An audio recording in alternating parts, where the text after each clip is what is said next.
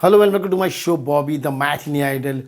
दोस्तों, राशि प्रोडक्शंस की जो नई फिल्म आई which is directed by Avnish Barjatya. Film का नाम है दोनों, विद स्टार्स राजवीर देवल और पल्लोमा। अब ये फिल्म का जो गणित है वो जैसे कि सिर्फ एक एक शो में फिल्म लगी है, वो भी 7 बजे के बाद लगी है सब जगह पे।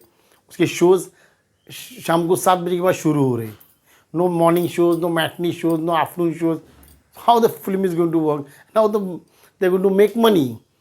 लेकिन ये राजशी प्रोडक्शन की प्लान होता है इस तरह से रिलीज़ करना, लेकिन इस बार उन्होंने गलती कर दी। उनकी आखिरी फिल्म थी ऊंचाई बच्चन साहब के साथ, वो लिमिटेड बजट में फिल्म बनी थी और वो भी कुछ सिनेमाघरों में लगी थी, लेकिन वो फिल्म चल गई थी।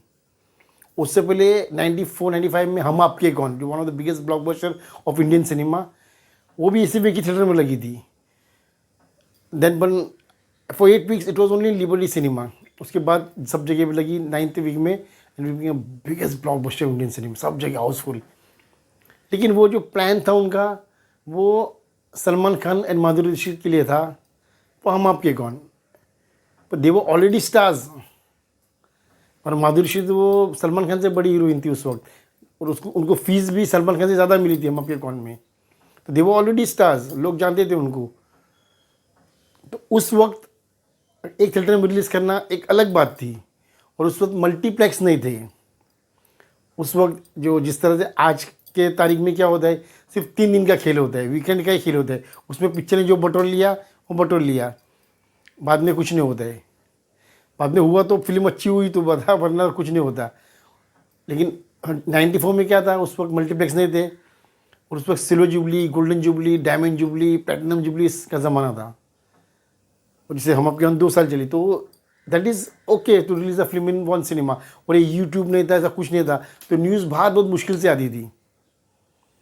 तो चलो उस वक्त चल जाए, लेकिन इस वक्त जब 2 नए चेहरे राजवीर देवल और पल्लोमा ढिलोन को लॉन्च करने की बात आती है, उनकी पहली फिल्म रिलीज़ होने वाली होती है, एंड द डिस्ट्रीब्यूटर्स, राशि प्रोडक्शन डिस्ट्रीब्यूटर है, वो लोग फिल्म को सिर्फ एक एक शो में रिलीज़ करे सब जगह पे। से I am a dad Sunny Deol fan. Sunny Deol की फ्लॉप फिल्म भी 6 से 7 बार देख लेता हूँ। अब ये फिल्म मुझे देखनी है, मैंने एक ही बार देखी, there only one show 7 o'clock, तो how can I adjust my time. तो इस तरह बहुत सारे ऐसे लोग हैं जिनको अगर फिल्म देखनी है दोनों, अगर जैसे college students, they bunk the college and go to watch the film, couples होते, तो उनको तो मॉर्निंग शो और आफ्टरनून शो होने चाहिए, तो वो शो तो है ही नहीं, तो कहाँ से फिल्म बिजनेस करेगी। तो film the collection disaster collections. तो ये डिसीजन जो उन्होंने लिया राजश्री प्रोडक्शन ने, वो बहुत गलत लिया। अब ये 2 नए चेहरे के साथ अगर एक एक शो में रिलीज़ करोगे तो कैसे चलेगा, और वो भी आज के ज़माने में, मल्टीप्लेक्स के ज़माने में, जहाँ सिर्फ 3 दिन का खेल है, उसके बाद फिनिश।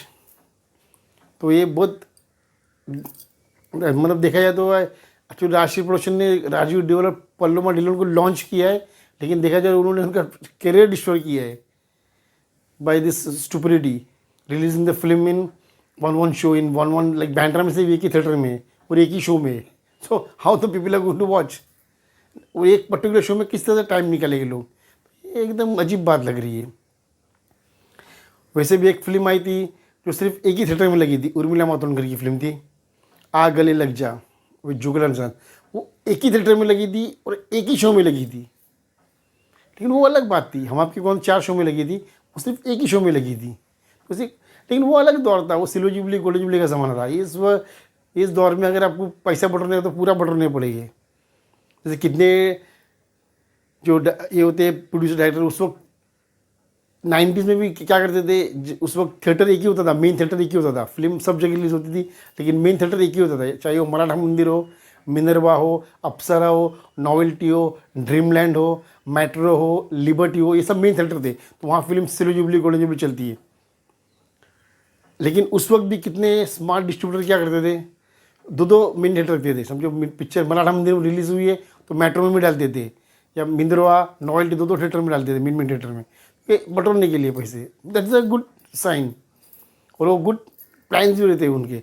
लेकिन आज के दौर में राजश्री प्रोडक्शन अगर फिल्म रिलीज़ करता है 2 नए चेहरों के साथ और सिर्फ एक एक शो में फिल्म रिलीज़ करता है, तो the movie will not work also and will not get money also. ऊंचाई को भी इस तरह से रिलीज़ किया, लेकिन वो बच्चन साहब थे, लोग तो उनको जानते हैं गॉड ऑफ बॉलीवुड, तो वो किस तरह से कवर हो जाता है पैसा।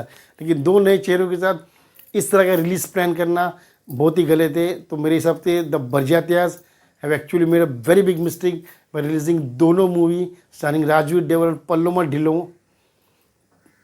ढिल्लन को एक एक शो में रिलीज़ करके लिमिटेड स्क्रीन तक, ये बहुत बड़ी गलती की। उन्होंने उनको लॉन्च तो किया है लेकिन उन्होंने उनको डिस्ट्रॉय किया है। अब लेट्स सी राजवीर और पल्लोमा को दूसरे कौन कौन से प्रोड्यूसर अपनी फिल्मों में लेते हैं, क्योंकि उनका फिर जो पोटेंशियल है वो बाहर ही नहीं, ऐसी बात हो गई। Let's wait and watch.